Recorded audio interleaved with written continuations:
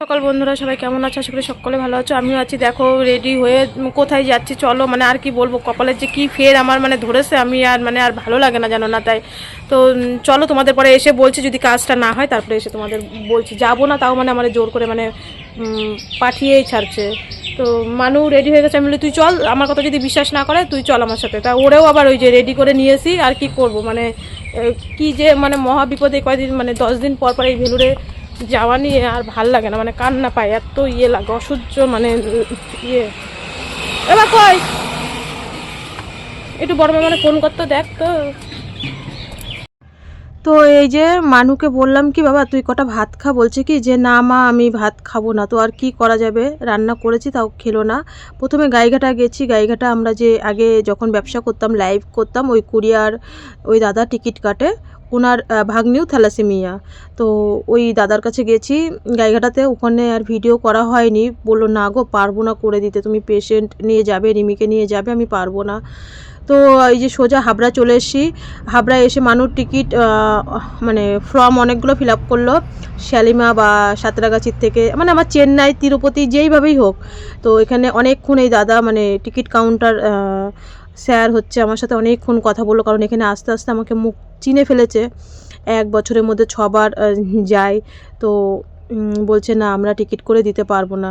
তো কি হবে, এই যে মানুর বাপি যে আমার সাথে কালকে রাত্রির থেকে ঝামেলা করে আমাকে পাঠিয়েছিল, কোন লাভটা হলো, কিছুই তো হয়নি। 100 টাকা 120 টাকা ভাড়া দিয়ে এসছি উল্টে আর কি। তো বন্ধুরা এই যে আসলাম, তো এখন বাজে 12টা বেজে গেছে, মানুষ স্নান হয়ে গেছে, একবারে স্নান করে ফেললো। আমি জামা প্যান্ট পরে দেবো, তো সব কাজ পড়ে আছে কোথাও, মানে জানো না কি বলবো, মানে পুরো মানে এত কান্না পাচ্ছে। ওর বাপি বলছে হ্যাঁ আমি বললাম বাড়ি আসতে হবে না, বাড়ি আসতে হবে না, বাড়ি আসতে হবে না, আর আমার হিয়ারিং ছিল। তো আমি কি করব বলো তো, এখন মানে এরকম মুখ করলে মুখ করেই যাচ্ছে সমানে কালকে রাত্রির থেকে।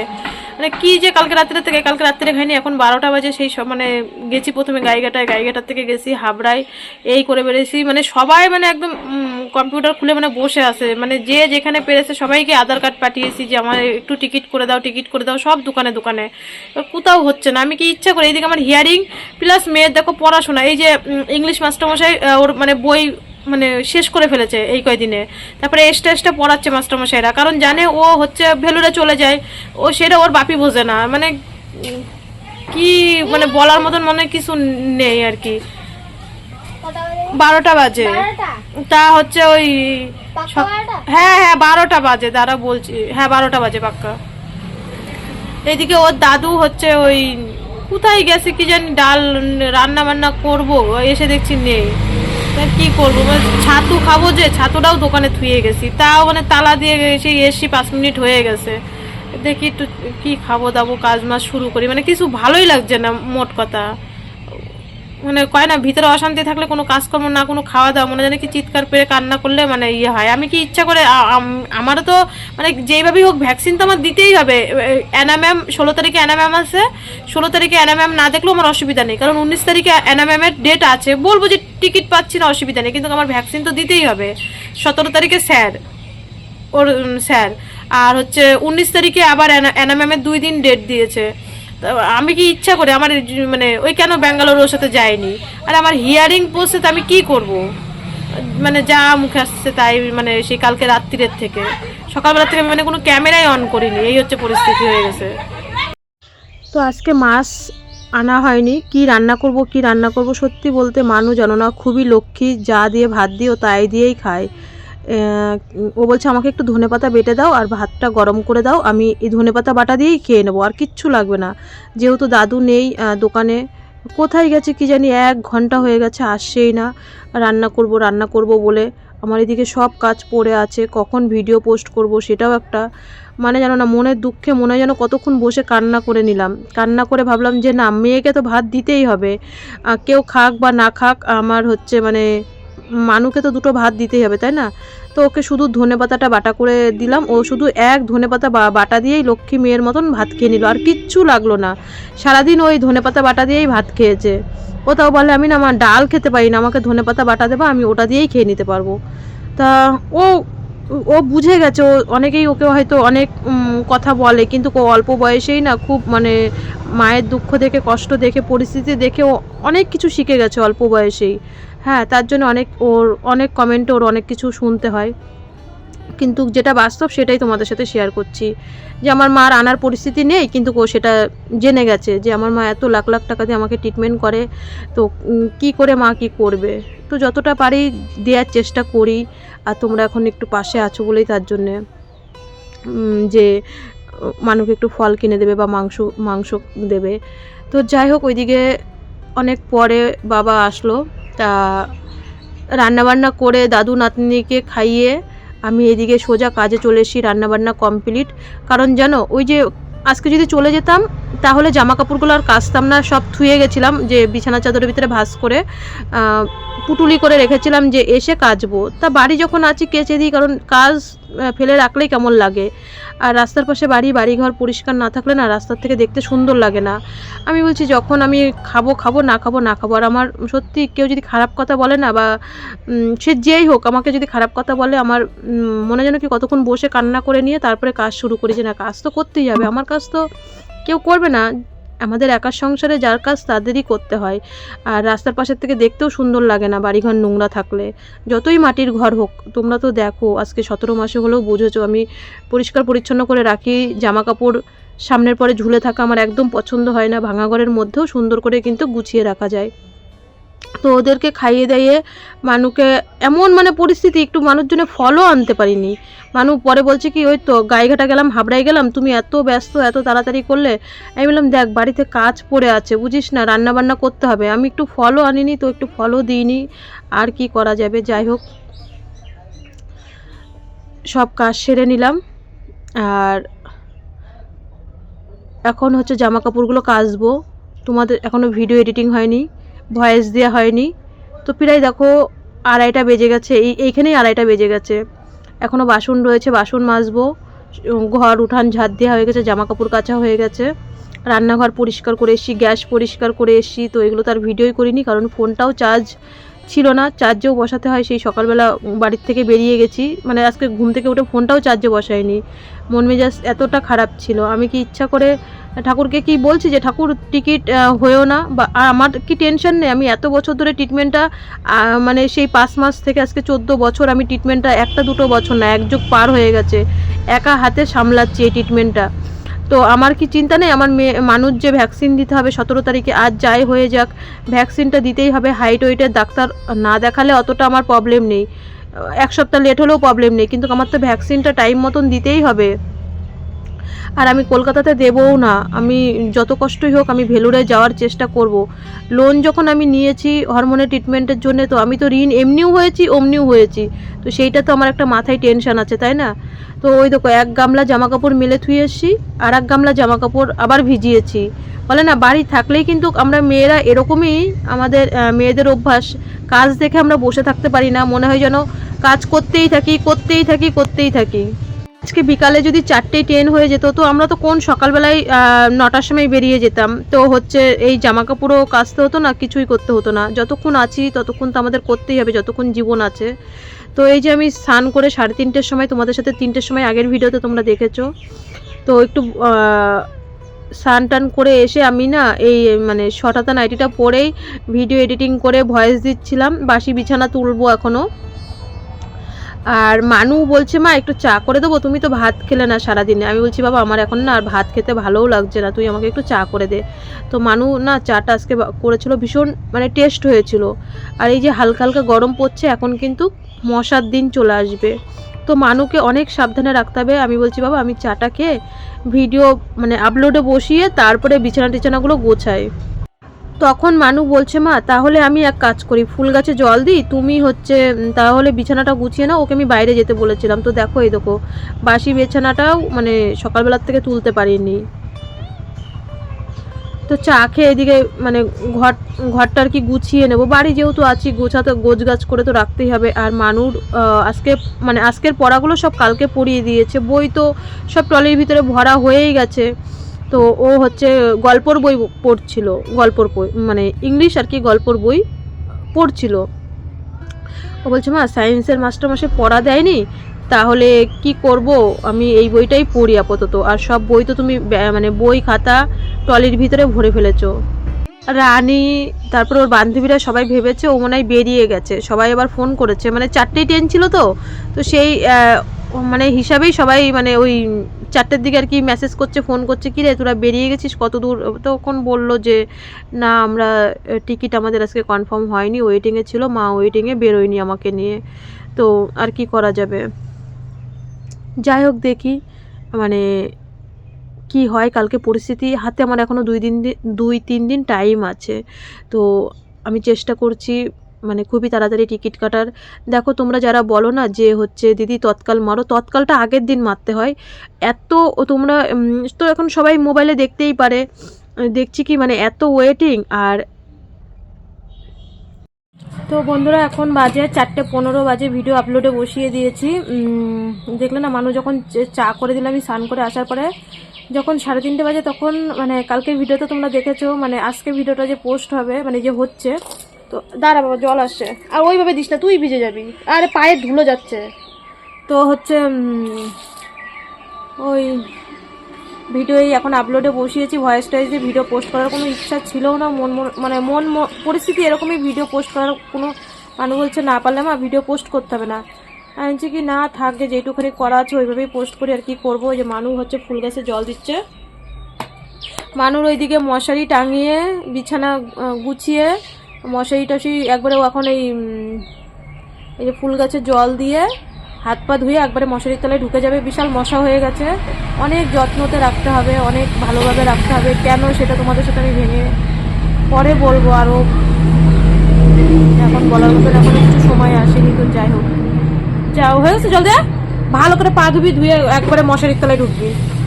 হ্যাঁ ওর ফুল গাছে জল দেওয়া হয়ে গেছে।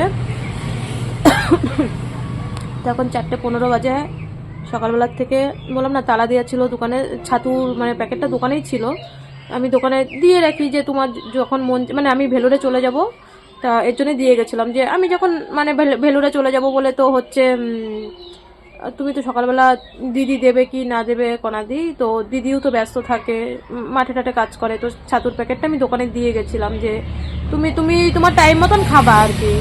তো আমি সেই সকালবেলার থেকে আর খাইও নি, তারপরে ওই রান্নাবান্না করে ওদের খাইয়েছি। এখন আমার আর ভাত খেতে ভালোও লাগছে না, একবারে রাত্রিবেলা খাবো। তো দেখলে মেয়ে চা করে দিয়েছে, এই এখন বাসন সব এখানে রয়েছে, বিছানা টিছানা গুছিয়ে এসেছি, সব কমপ্লিট, ভিডিও আপলোডে বসিয়েছি, আশা করি হয়ে যাবে 5টার মধ্যে। তো এই হচ্ছে কথা, তো আর কি বলবো।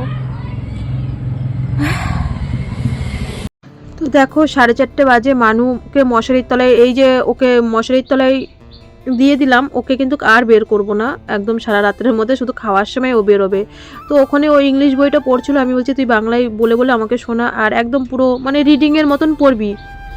তো বই পড়ছিল, আর আমিও জামা কাপড়গুলো সব ঘরের, বললাম না ছড়ানো ছিটানো থাকলে ভালো লাগে না। মনের পরিস্থিতি যেরকমই হোক, জীবনে বাঁচার জন্য চলতে হবে, কাজ করতে হবে। তো জামা কাপড়গুলো গুছিয়ে নিচ্ছি, কারণ যত টেনশন ভগবান আমার মাথার মধ্যেই দিয়েছে, আমার মেয়ের নিয়ে যে কার কত টেনশন সেটা তো মানে বুঝতেই পারি, কারোরই কোনো রকম কোনো টেনশন নেই। যাই হোক, করতে হবে, চলতে হবে, খেতে হবে সবার সাথে মিলেমিশে, এটাই হচ্ছে সবথেকে বড় কথা। আমরা হচ্ছি মানুষ, মান হুঁশ নিয়ে আমরা চলি, তো সেটাই মানে কথা।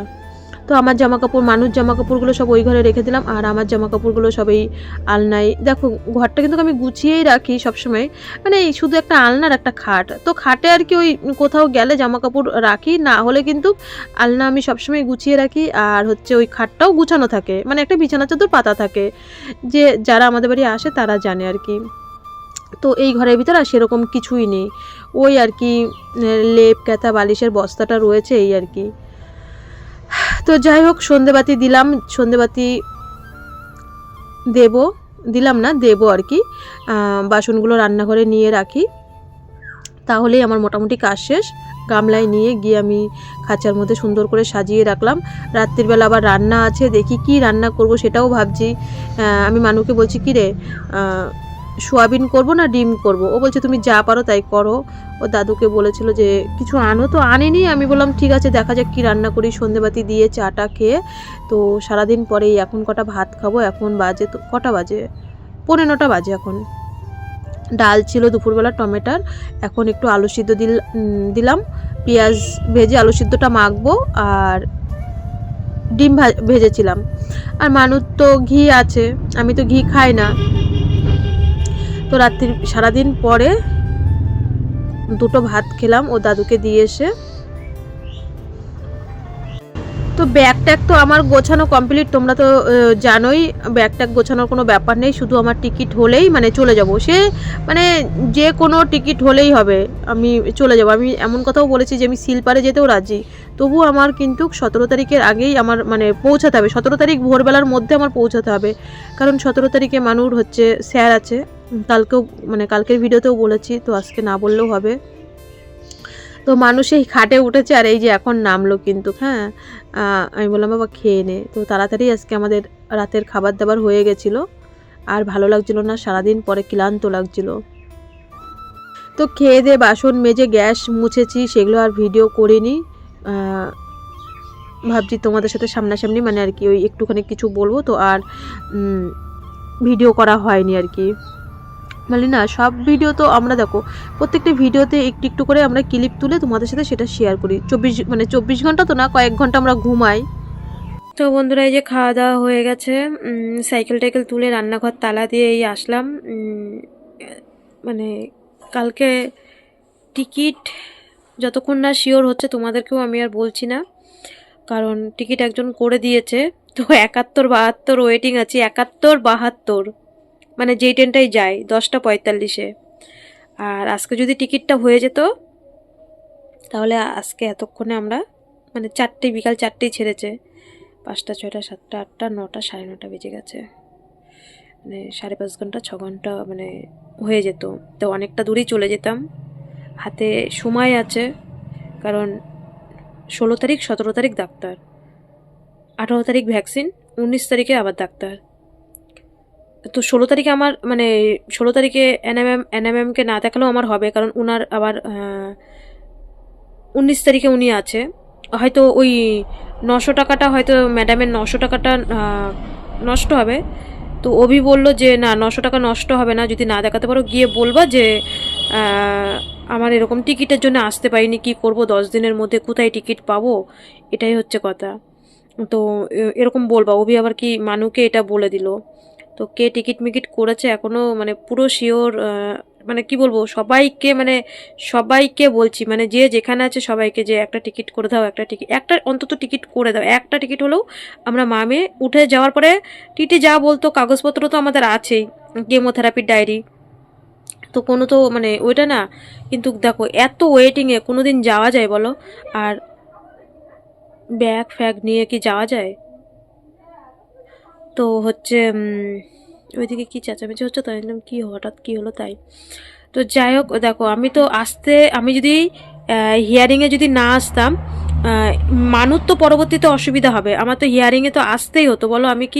আমি যদি মানে পরিস্থিতি যদি মানে না আসলে আর কি, ওইখানে ব্যাঙ্গালোর গেলে আমি হচ্ছে 12 দিনের মাথায় আমি যাচ্ছি, তো আমি তো ইচ্ছা করে আসি নাই। আমার যদি দাদা বলছে তোর আসতেই হবে হিয়ারিং, তাহলে আমি কি করবো তোমরা বলো?